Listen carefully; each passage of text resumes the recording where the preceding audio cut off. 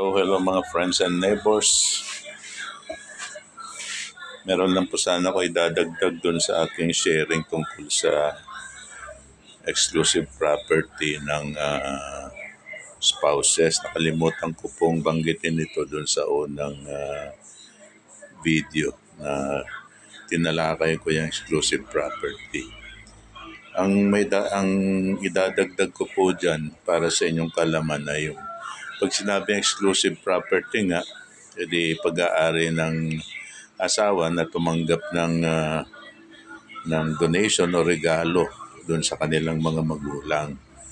Ngayon, ang kagandahan kasi niyan pag ikaw na may exclusive property dahil hindi nga ito kasama sa conjugal property ng mag-asawa, pwede po itong i-dispose o ibenta na nagme-may-ari niyan, yung may exclusive property niyan, even without the consent of the other spouse. Ayan, malinaw po yan. Pero ang payo ko naman po sa inyo, sa totoong buhay, pag ibebenta nyo po yan, mas maganda na rin po na ipapirma nyo dun sa marital consent portion, kung halimbawa sa deed of sale or deed of donation, ganyan. Kasi kung minsan, marami pa rin katanungan yan. Pag pumunta ka pagpunta sa BIR, tatanungin kung ito ba bakit walang marital consent, di ba? Dahil nga binenta o something to that effect, makasagabal pa. Kaya parang parang surplusages, papirmahin nyo na rin sa totoong buhay. Okay? Kasi baka mamaya pagpunta sa BIR niyan, sabihin pa na i-verify pa namin sa Register of Deeds. Di ba? Baka mamaya hindi totoo, parang gano'n. Siyempre, ang mga BIR gusto na makasigurado na yung mga sinabit mo mga documentary requirements may katotohanan. Di ba? Di po ba? Pangalawa, kung sakasakali mang yumao o naunang na-predecease nung may exclusive ownership dun sa property nila, doon pa lang magkakaroon ng pakialam o pag-aari yung surviving spouse dahil under our law, surviving spouse are considered compulsory heir, parang sa mga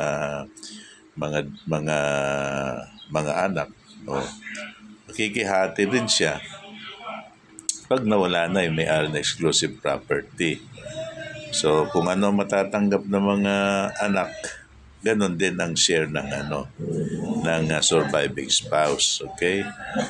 So pangatlo, kung sakasakali lang na walang mga anak yung mag-asawa, may pwedeng makihati ang mga magulang o yung parents na nagbigay o nag-donate doon sa property na yun sa anak.